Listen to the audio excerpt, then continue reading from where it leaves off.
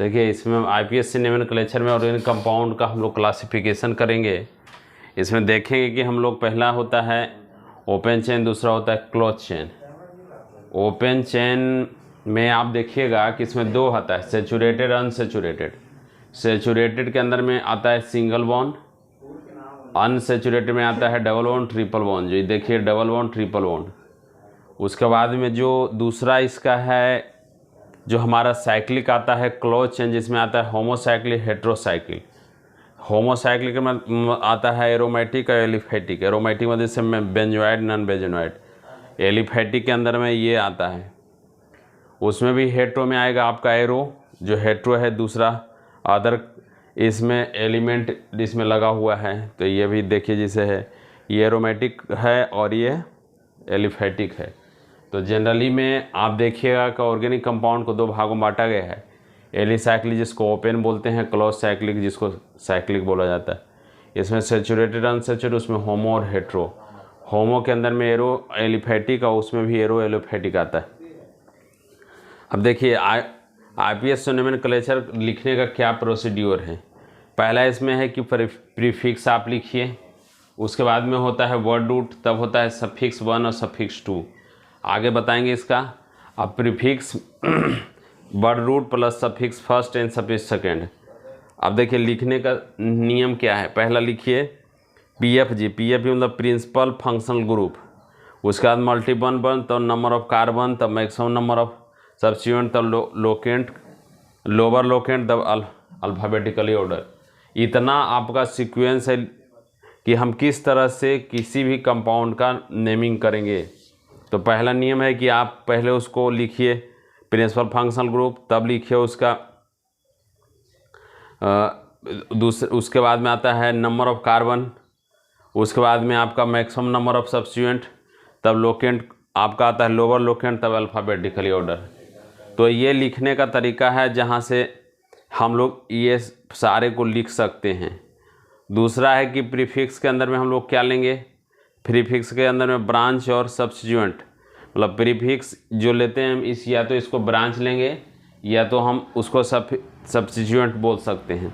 जैसे ब्रांच में क्या आएगा, आर ग्रुप रहेगा उसको बोलते हैं एल्काइल, एक्स कोई ग्रुप है उसको बोलते हैं हेलो, ओ आर ग्रुप है तो उसको एल्कोक्सी, NO2 ग्रुप है तो उसको नाइट्रो, NO ग्रुप है नाइट्रोसो, पीएच को ग्रुप है तो उसको फिनाइल, या तो CH3 ग्रुप है तो मिथाइल, C2H5 है तो इथाइल, C3H7 है तो प्रोपाइल, F है तो क्लोरो, C है तो फ्लोरो, और C है तो क्लोरो, B है तो ब्रोमो या तो आयोडो।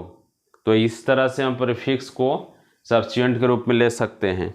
जो कि हमारा R ग्रुप है तो एल्काइल हो गया, X ग्रुप है तो हेलो, OR ग्रुप है एल्कोक्सी, NO ग्रुप है तो नाइट्रो, आपका NO2 ग्रुप है नाइट्रो, NO ग्रुप है नाइट्रोसो, PH ग्रुप है तो फिनाइल, CH3 है तो मिथाइल, C2H5 है इथाइल, C3H7 है तो प्रोपाइल, F है तो फ्लोरो, C है तो क्लोरो, B है तो ब्रोमो, I है तो आयोडो।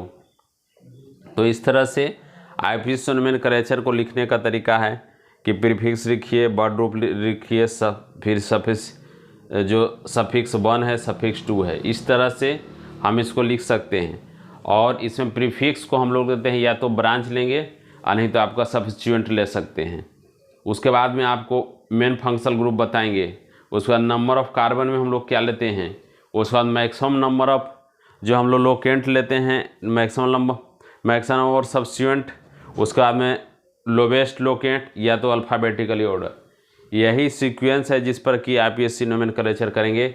ये लिखने का तरीका है कि किसी भी कंपाउंड सबसे पहले हम लोग प्रिंसिपल फंक्शनल ग्रुप देखेंगे, वो नहीं रहेगा तो मेन फंक्शनल ग्रुप देखेंगे, वो अगर नहीं है तो नंबर ऑफ कार्बन देखेंगे, वो नहीं है तो मैक्सिमम नंबर ऑफ सब्स्टिट्यूएंट देखेंगे, फिर अगर वो नहीं है तो लोवेस्ट लोकेंट देखेंगे, अगर वो नहीं है तो अल्फ़ाबेटिकली ऑर्डर देखेंगे। इस तरह से हम लोग तब नोमेनक्लेचर करेंगे। तो आगे वो डिटेल हम लोग देखेंगे। पहले हमको ये जानना है कि अगर प्रीफिक्स है तो उसका मतलब क्या होता है, अगर वर्ड रूट है तो उसका मतलब क्या होगा, अगर सफिक्स फर्स्ट है तो उसका नंबर क्या हम यूज करेंगे, सफिक्स 2 है तो उसका यूज हम लोग क्या करेंगे। इस तरह से हम लोग आईपीएस नोमेनक्लेचर कर सकते हैं। और बाकी आपका ऑर्गेनिक कंपाउंड है तो ऑर्गेनिक कंपाउंड का दो चीज़ हम लोग जानेंगे। पहला, अगर ओपन है तो सैचुरेटेड हो सकता है या तो अनसैचुरेटेड हो सकता है। अगर वो साइक्लिक है तो होमो हो सकता है, हेट्रो हो सकता है। होमो में भी हो सकता है आपका जो एरो है और एलिफेटिक है, हेट्रो में भी एरो और एलिफेटिक हो सकता है। तो इस तरह से हम लोग जो IPSC नोमेनक्लेचर है उसमें से साइक्लिक और साइक्लिक, ओपन चेन और क्लोज चेन का हम लोग नोमेनक्लेचर करेंगे। और साथ में जो IPSC नोमेनक्लेचर है उसमें से प्रीफिक्स क्या है, वर्ड रूट क्या है, सफिक्स फर्स्ट क्या है, सफिक्स सेकंड क्या है, इस तरह से हम लोग इसको देखेंगे और इसका पूरा हम लोग डिटेल जानेंगे किस तरह से IPSC नोमेनक्लेचर कर रहे हैं। धन्यवाद।